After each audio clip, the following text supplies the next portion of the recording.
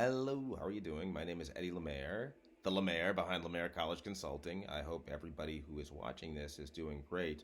Um, there are a lot of us that work at Lemaire College Consulting, and we all sort of have the same, general objective as far as college admissions information is concerned, and that's giving good, accurate, clear information. So this is going to be the first in what will hopefully be a weekly series of brief, maybe 10-minute videos that we'll use to go over things that are topical in college admissions, things that are going to be relevant to the time of year that we're in. Right now, we're in class selection season for about half the schools, the public schools in the Bay Area, and around the country. The other half, it looks like they're probably going to wind up doing things in April, which is the general split. But this year, things are going on right now, so no matter what, you're going to find this information hopefully useful. All of it revolves to begin around the transcript, and the transcript, as we've talked about many times, the centerpiece of the application. The transcript is made up of 5 or 6 different parts. The trend, the number of classes, the type of classes you're taking, and the most important in this order, grades and rigor. So grades, the most important thing on the transcript. Rigor, the second most important thing on the transcript, meaning rigor meaning, number of AP honors, IB college classes that you've taken. So the point of doing class planning right now, among other things, getting you graduated, clearing requirements and so forth, is ensuring that you have the appropriate rigor and the grades in order to fit, because all the rigor in the world, all the AP classes in the world don't make much of a difference if they're all B's and C's, and a 4.0 doesn't mean a whole lot when there's no rigor in it at all. One thing about the rigor, about the difficulty, is that it's something that colleges want to see, because it's something that they traditionally always covet, because they want to see scholars. But it's also a way of separating one student from another. It's also a way of kind of establishing scarcity. When you look at the school profiles of Lynbrook High School and Mission San Jose, you see in Lynbrook, around 100 kids going into 12th grade with no B's on the transcript, and at Mission, you see around 30 kids graduating with no B's on the transcript. So, as a college that's accepting a handful of students from either institution, how do you separate among them, at least in the academic portion of the review? And at least in the transcript portion of the review, the way that you separate one from the other is in terms of the rigor, the difficulty, honors, AP classes, and so forth.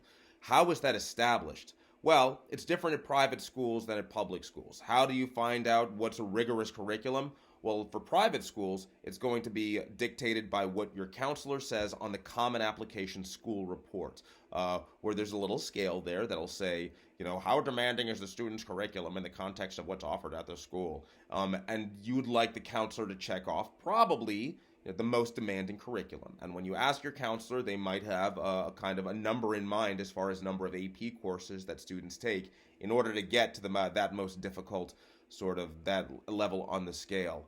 For the University of California, it's much more quantitative. UC just traditionally, but between 9th and 12th, for UC-approved courses, students admitted to Berkeley and LA have between about 22 and 24 semesters of weighted coursework. So 9th through 12th, honors, UC-approved honors, AP, IB, college coursework, admitted to Berkeley and LA between about 22 and 24 semesters. 25 plus put students in the upper quartile for LA. And most likely for Berkeley as well. So if you've got 25 semesters between 9th and 12th, you're looking great. UC really focuses on rigor. That's a big part of the review. That's a big part of what they're looking for. So, if you're meeting that level of rigor, then you're looking good for UC's rigor. Then you're generally typically, looking good for having a rigorous sequence, a rigorous group of classes. But should you take all those rigorous classes? Should you go into 10th grade, taking 2 or 3 AP classes? Should you go into 11th? Taking 5 or 6, and what should you do in 12th? Well, it all depends on the goals and the background. If it's not this cut and dried, but for students that want to apply to public schools, UC, and for students that want to apply to private schools, not necessarily UC, top 20 schools, then it's slightly different. For UC and for the public schools, the way that the majority of the review is going to go is that the weight is going to be on the transcript. It's going to be on the GPA and on the rigor as well. And one thing that's the case across across all public schools is that they're going to look at the GPA more than other factors of the application because that's the most democratic way of evaluating the student. Test scores UC doesn't do anymore. Most public schools will those will be really secondary or tertiary in importance. Because transcript gives the best predictor of college success. It's not discriminatory with regard to family financial background and so on and so forth. So public schools generally are going to prioritize the GPA. UC in particular, especially for computer science and engineering kids, tends to look down upon Bs. So for students applying to public schools, this is the key. Focus on rigor in STEM courses, in math courses, and in lab science courses. If you can get rigor in other courses and maintain A's, go for it. If you know you'll get a B in a course that's an AP course, like AP US History versus College Prep US History, you'd probably want to dodge AP US History and take College Prep History. Again, for computer science, engineering kids, targeting UC and other public schools, if something like a push would be almost a guaranteed B, then you dodge it.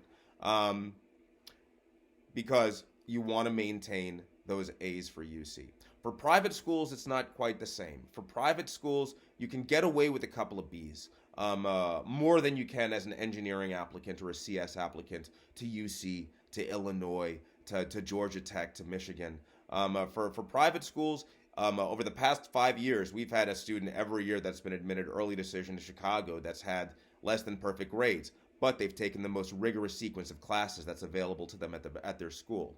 Private schools are a little bit more forgiving with the grades as long as you've got the rigor. So if you're a kid that's rank hunting, if you're not going after CS or engineering, if you're not prioritizing publics, and you've got the grades and you can handle it, it doesn't hurt to go all in on the more difficult courses for the fancy schools. For UC, you got to be careful because, as I said, UC and the other publics look so closely at that GPA that Bs, even if there's a good amount of rigor, can make the student look a little bit weaker. What about 12th grade, though, especially for UC? In the case, again, of UC and with the public schools, you're going to be applying for UC by 11:30. You're going to be applying to the public schools that are CS engineering type schools by 11:1. Those schools are not going to see the first semester grades. So you could go into 12th grade being much more aggressive with the class planning. More often than not, those schools will just see the AP and honors courses and gauge the rigor based on that. In the event that you're deferred, which has been happening quite a bit lately with schools like Texas and Michigan and so forth, then you'll need to show first semester grades. But otherwise, you can be aggressive with the public schools and feel a little bit safer because they're not going to see those seventh semester grades. Private schools that you do not apply early decision to will see the seventh semester grades. So you want to make sure that those can kind of stay a little bit clean. Again, the division isn't as clear as like public and private because everybody's going to be applying to both. But look at the top 20 public institutions in the top 20 CS institutions in the country. Half of them are public. You look at the top 31 CS institutions in the country, 5 of them are UC. So if engineering, if CS is tops on the radar, then for California residents, UC will be up there, and for everybody, the other publics will be there. In that case, it's a little bit, you need to be a little bit more careful with the rigor. You need it in math and science. With the other stuff, just like with anything in this, it demands discussion because there's going to be a little bit of a gray area. Some general rules of thumb, though, outside of the public school, private school distinction with this. Number 1, AP US History and AP Bio. Tough combination. It's like ammonia and bleach. There's a lot of reading. For 11th grade students, having a push, having AP Bio together is tough. Point number 2, unfortunately, AP US History has traditionally been seen as a gatekeeper type class to fancy schools. It's not quite that way anymore. You can get away with doing AP Lang in 11th, and you could do like AP Human Geo if you wanted to. But AP US History is generally considered a gatekeeper class, a hard class at any given school. So for fancy schools, if you can handle it, um, they would like to see it. Again, though, this all demands discussion, and it all depends on your capacity as well. Um, Another gatekeeper course, AP Calculus. So again, for fancy schools, you need calc. Obviously, for some students, you need calc, but for fancy schools in general, calc along with APUSH, it does help. A couple of other rules of thumb: APES, AP Environmental Science, can be rough at places. So just make sure about that and watch out that you're not getting into something that's going to be like AP Bio with a massive amount of reading. Another rule of thumb: just be careful with AP Studio Art, and that you get along well with the teacher, and that you have an idea of what the portfolio is going to include. Um, Final rule of thumb: AP classes that never seem to be too tough: AP Psych, AP Stats. Those guys never seem to be that rough.